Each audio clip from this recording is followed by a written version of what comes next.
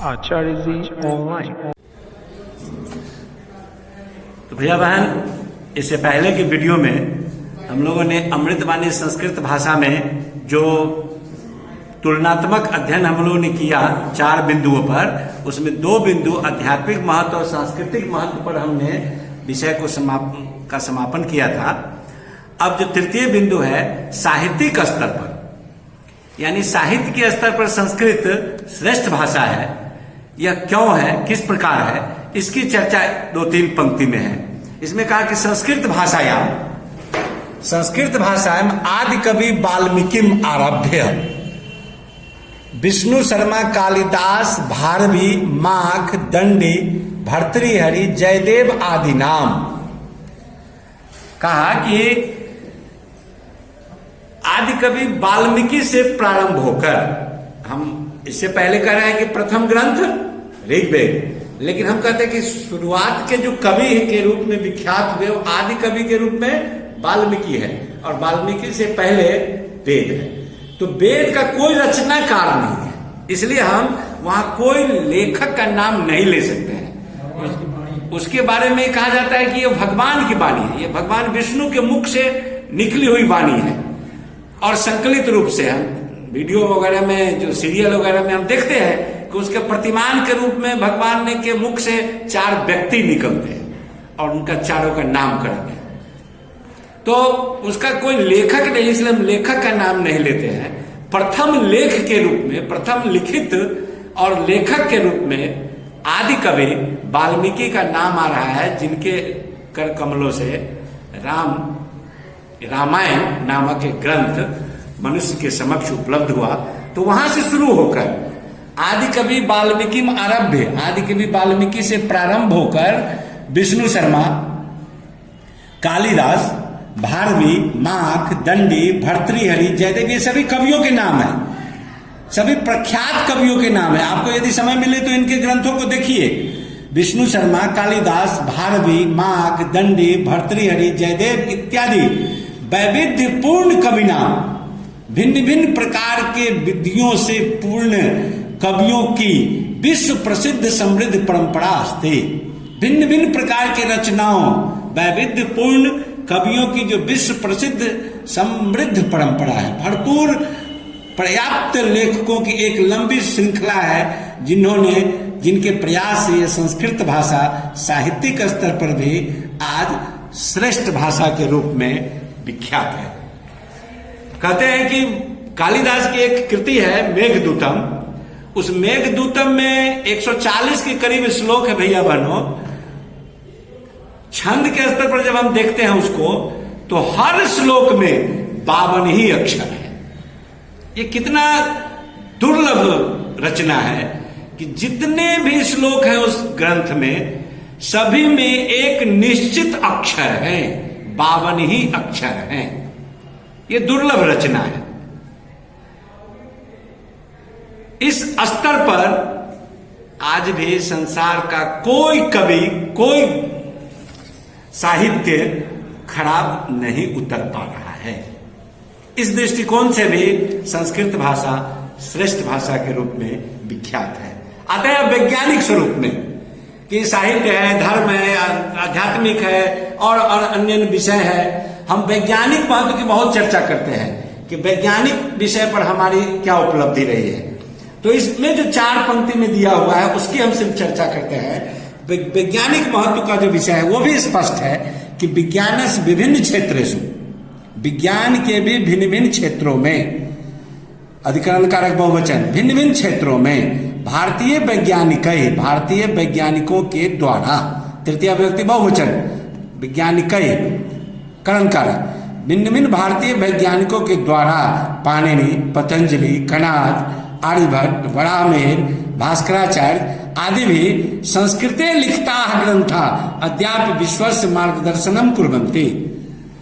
कहते हैं कि आज भी जो विज्ञान की चर्चा होती है, विज्ञान पर जब शोध का विषय आता है, तो आज के जो उपलब्ध वैज्ञानिक है वो भी संस्कृत साहित्य को ही आधार मानते हैं। हमारे पास बहुत दुर्लभ ग्रंथ थे, लेकिन पराधीनता के कारण वो सभी ग्रंथ जला दिए गए, नहीं तो नष्ट कर दिए गए, नहीं तो यहां से चुरा लिए गए, और आज भी लोग उस पर शोध कर रहे हैं। कहते हैं कि बराहमीर ने एक पुस्तक लिखी थी जिसका नाम था विमान शास्त्रम। भिन्न भिन्न प्रकार के विज्ञानों की विमान बनाने की चर्चा थी। उसमें एक चर्चा है अदृश्य विमान की। आज भी वो अदृश्य विमान कल्पना की वस्तु है। लोग सोच रहे हैं कि आखिर उसका हिसाब किताब कैसा होगा। तो विज्ञान कहता है कि किसी भी वस्तु को देखने की एक परंपरा है कि जब सूर्य की किरण किसी वस्तु पर पड़ती है और वह वस्तु जब वहां से उस वस्तु पर से जब प्रकाश परावर्तित होता है, उस परावर्तन के कारण आंख पर जो रोशनी उसकी बनती है, चित्र बनता है रेटिना पर, तो वह वस्तु दिखाई पड़ती है। इसलिए हम रोशनी में ही किसी वस्तु को देखते हैं। अंधेरा में अगर वस्तु को डाल दे तो नहीं देखते हैं, क्योंकि प्रकाश का परावर्तन नहीं होता है। तो बराहमीर ने उस समय में, आज से हजारों वर्ष पहले कल्पना की थी कि यदि ऐसा धातु निर्माण किया जाए जिस पर से प्रकाश का परावर्तन संभव नहीं हो, तो वह वस्तु नहीं दिखाई पड़ेगी। और ऐसा उन्होंने एक सूत्र दिया कि कितना प्रतिशत हम जस्ता मिलाएंगे, कितना प्रतिशत तांबा मिलाएंगे, कितना प्रतिशत लोहा मिलाएंगे, उन सबका एक रेशियो बनाया, और उस रेशियो से जो वस्तु का निर्माण किया हुआ दृश्य था। दुर्भाग्य है इस भारतवर्ष का कि प्रतिकूल शासन व्यवस्था के कारण वह ग्रंथ आज आधा अधूरा है। लेकिन उस पर भी भारतीय जो टाटा की जो कंपनी है वह शोध कर रही है। देखिए उस पर सफल हो जाए भारत, तो अदृश्य धातुओं का निर्माण भी संभव है। विज्ञान के क्षेत्र में और भी भिन्न भिन्न प्रकार के क्षेत्र हैं। उपग्रह का क्षेत्र हो तो भारत में अपने प्रथम उपग्रह का नाम ही संस्कृत भाषा के प्रसिद्ध वैज्ञानिक आर्यभट्ट के नाम पर रखा, जिसकी चर्चा हम अगले पाठ में करेंगे। आते हैं अब आगे देखते हैं। भाषा विज्ञान दृष्टिया, भाषा विज्ञान की दृष्टि से भी सुदृढ़ व्याकरण कारणात, एकदम नियम से बद्ध व्याकरण के कारण संगणकाय मतलब कंप्यूटर के लिए भी यह भाषा उपयोगी है। ऐसी चर्चा करके घोषणा हुई है कि संस्कृत भाषा कंप्यूटर के लिए अत्यधिक उपयोगी भाषा है। अब ये काम आपको करना है कि संस्कृत का भी ज्ञान हो और संसार में जो उपलब्ध एक कनेक्टिंग लैंग्वेज, एक संबंध जोड़ने के लिए जो लैंग्वेज है, भाषा है अंग्रेजी, इन दोनों भाषाओं पर एक दृढ़ विश्वास हो तो संस्कृत में भी कंप्यूटर का लैंग्वेज व्यवस्थित किया जा सकता है। यह एक मांग है, भारतीय सरकार से मांग की गई है विदेशों के द्वारा कि हमें ऐसे लोग चाहिए जिनको संस्कृत भाषा पर पूर्ण पकड़ हो और विदेशी भाषा को भी जानते हो। अभी हमारे बीच वो मंत्री नहीं रही, भारत के प्रख्यात मंत्री थी सुषमा स्वराज। उन्होंने अपने भाषण में कई बार कहा कि मैंने संस्कृत के जो संगठन है उनसे बार बार कह रहे हैं कि हमें इस प्रकार के विद्यार्थी को आप दीजिए जिनको संस्कृत को वैज्ञानिक स्तर पर ज्ञान प्राप्त हो और विदेशों में रखने की क्षमता हो। लेकिन दुर्भाग्य है कि हमारे यहाँ इस प्रकार के जो शोधार्थी हो सकते हैं उनका आकर्षण आज दूसरे क्षेत्रों में है। अगर ये संभव हो जाए तो भारतवर्ष की ख्याति और उत्तम हो सकती है। संगणक के क्षेत्र में भी, कंप्यूटर के क्षेत्र में भी हम जगत गुरु हो सकते हैं। अब देखिए संस्कृत भाषा नाम, सभी संस्कृत भाषाओं की जननी संस्कृत भाषा या प्रभाव, और संस्कृत भाषा का प्रभाव अन्य वैदेशिक भाषासु अपि, अन्य वैदेशिक भाषाओं में भी दृश्यते दिखाई पड़ता है। इसके भी कई उदाहरण हैं जो अंग्रेजी में भी, बंगाली में भी, चाहे पंजाबी में हो, चाहे लैटिन में हो, चाहे फ्रेंच में हो, सभी भाषाओं में संस्कृत भाषा के शब्द मिलते हैं। समृद्ध शब्द भंडार कारणात और पर्याप्त शब्द भंडार के कारण भी आधुनिक प्राविधिक क्षेत्र, इंजीनियरिंग, प्राविधिक मतलब इंजीनियरिंग, आधुनिक प्राविधिक क्षेत्र पारिभाषिक शब्दानुवाद समय, जब पारिभाषिक शब्दों का अनुवाद का समय आता है तो संस्कृत एवं सहायम स्वीक्रियते, संस्कृत की ही सहायता ली जाती है।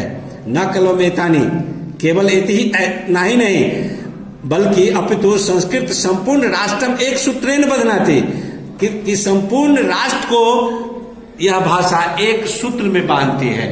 विदेश में यदि आप चले जाएं और हिंदी बोले तो विदेश के लोग कहेंगे कि उत्तर भारत के हैं, बंगाली बोलेंगे तो कहेंगे बंगाल के हैं, तेलुगु बोलेंगे तो कहेंगे आंध्र प्रदेश के हैं, पंजाबी बोलेंगे तो कहेंगे पंजाब के हैं। लेकिन संस्कृत यदि बोलते हैं तो किसी प्रांत की भाषा नहीं है, संपूर्ण सभी प्रांतों में संस्कृत का समान सम्मान है। क्योंकि संस्कृत लिखने में लिपि की आवश्यकता नहीं है, अनिवार्यता नहीं है। आप चाहे देवनागरी में लिखिए, आप चाहे तो गुरु में लिखिए, आप चाहे तो कन्नड़ स्क्रिप्ट में लिखिए, आप चाहे तो बंग स्क्रिप्ट में लिखिए, किसी भी स्क्रिप्ट में लिखने के कारण यह संसार भारतवर्ष के हर प्रांतों में पूज्य माना गया है, सम्मानित माना गया है। अस्या भाषाया, तब यहाँ अस्या भाषाया ऐतिहासिक सामाजिक राष्ट्रीय अंतर्राष्ट्रीय क्षेत्रों से भी महत्व अस्ति। इस भाषा का ऐतिहासिक सामाजिक राष्ट्रीय अंतर्राष्ट्रीय क्षेत्रों में भी पर्याप्त महत्व है। इतस्या महत्व ज्ञाता, इसका महत्व जानकर इदानीम भारत सरकार ने पुनः जन भाषा कर्तुम, लोक भाषा करने के लिए सभी लोगों के मन में ये भाषा आए, इसलिए 1999 से 2000 वर्ष को संस्कृत वर्षम उद्घोषितवान, संस्कृत वर्ष के रूप में उसकी घोषणा हुई। भारते इदानीं 13 संस्कृत विश्वविद्यालय सन्ति। भारत में अभी 13 संस्कृत विश्वविद्यालय हैं। प्रतिवर्ष श्रावण मास से द्वादशीतः, हर वर्ष श्रावण मास के द्वादशी तिथि से भाद्र मास से तृतीया पर्यंतम, भारत मास के तृतीया तिथि तक संस्कृत सप्ताह भवति, संस्कृत सप्ताह मनाया जाता है।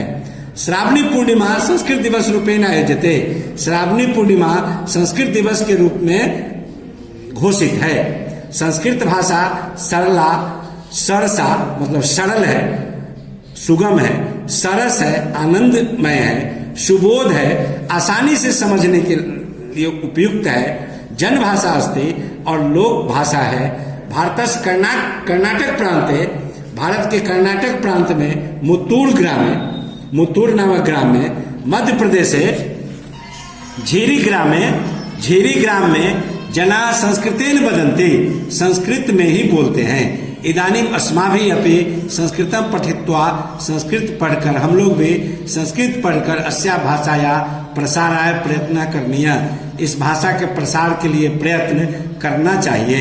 सत्यमेव उक्तम, कहा जाता है, सत्य ही कहा गया है, बिना वेदम बिना गीता, अर्थात बिना वेद के, बिना गीता के, बिना रामायणी कथा और बिना रामायण के कथा के, और बिना कवि कालिदासम और बिना कालिदास कवि के भारतम मतलब भारतम नहीं, भा मतलब प्रकाश के खोज में रत मतलब लगा हुआ नहीं हो सकता।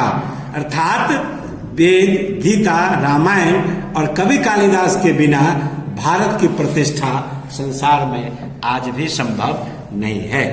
इसके बाद भैया बहनों प्रश्नोत्तर का समय आता है, तो हम प्रश्नोत्तर का PDF बना के आपको इसमें जोड़ के भेज देंगे। धन्यवाद।